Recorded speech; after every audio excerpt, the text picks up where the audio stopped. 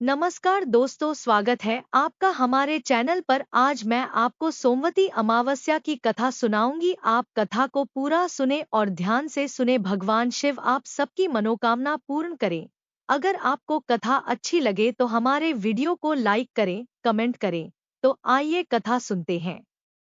धार्मिक मान्यता के अनुसार जिस दिन सोमवार और अमावस्या तिथि हो उसे सोमवती अमावस्या कहते हैं। इस दिन पितरों का तर्पण कर दान पुण्य का विशेष महत्व है। इस दिन पीपल के पेड़ की पूजा व 108 परिक्रमा करना चाहिए। इस दिन परिक्रमा में पैसा, फल, मिठाई आदि चढ़ानी चाहिए। बच्चों को फल तथा मिठाई बांटने से विशेष फल मिलता है। इस व्रत को सुहागिन स्त्रियां अपने पति व पुत्र की दीर्घायु के लिए व अखंड सौभाग्य के लिए करती हैं।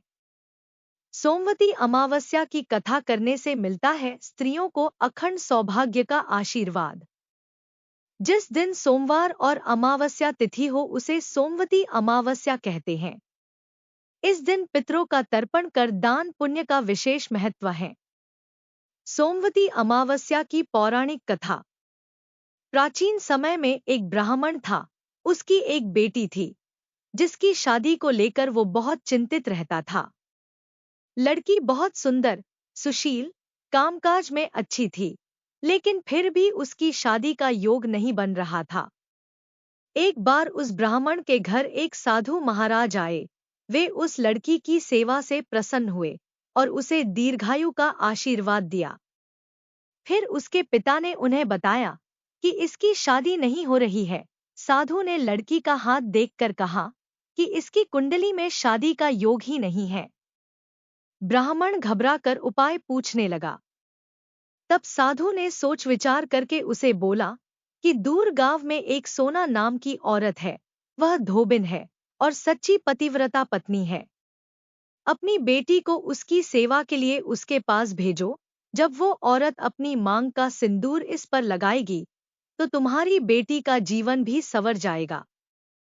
ब्राह्मण ने अगली ही सुबह उसे सोना धोबिन के यहाँ भेज दिया। धोबिन अपने बेटा बहू के साथ रहती थी। ब्राह्मण की बेटी सुबह जल्दी जाकर घर के सारे काम कराती थी। 2 से 3 दिन ऐसा चलता रहा। धोबिन को लगा कि उसकी बहू इतनी जल्दी काम करके फिर सो जाती है। उसने बहू पूछा। तब बहू ने कहा कि मुझे लगा आप ये काम करते हो। धोबिन ने अगली सुबह उठकर छिपकर देखा कि ये कौन करता है। तब वहां ब्राह्मण की बेटी आई और फिर उसे धोबिन ने पकड़ लिया। धोबिन के पूछने पर उसने अपनी सारी व्यथा सुना दी। धोबिन भी खुश हो गई और उसे अपनी मांग का सिंदूर लगा दिया। ऐसा करते ही धोबिन के पति ने प्राण त्याग दिए।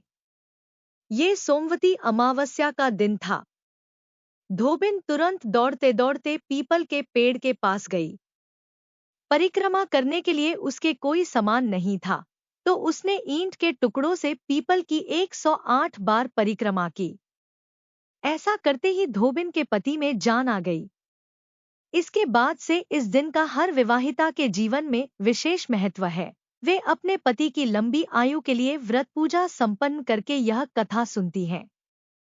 कुछ समय बाद ब्राह्मण की कन्या का अच्छी जगह विवाह हो जाता है और वह अपने पति के साथ सुखमय जीवन व्यतीत करने लगती है।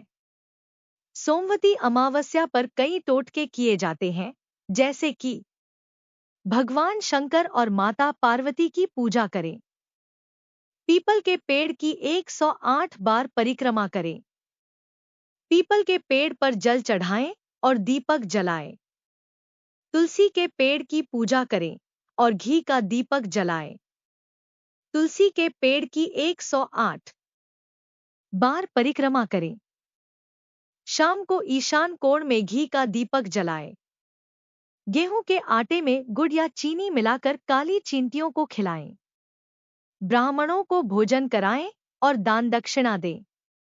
जरूरतमंद लोगों को काले तिल, जल, दही, शहद, गाय का दूध, गंगाजल, वस्त्र, अन्न का दान करें।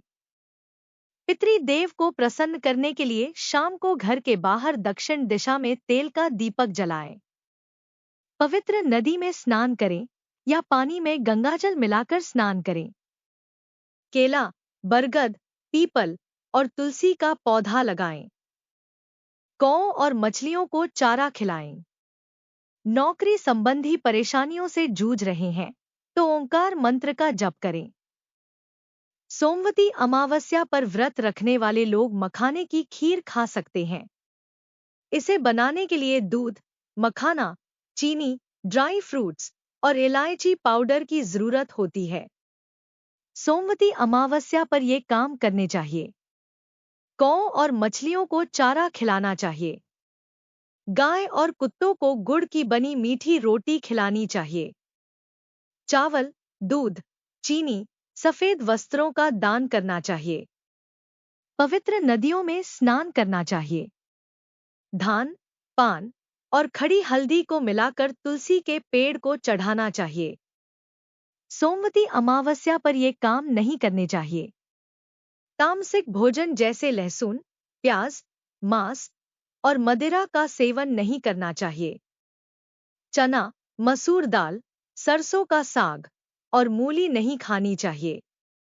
तुलसी को छूना या जल अर्पित नहीं करना चाहिए। सुनसान जगहों पर नहीं जाना चाहिए। बेवजह किसी का बुरा नहीं करना चाहिए।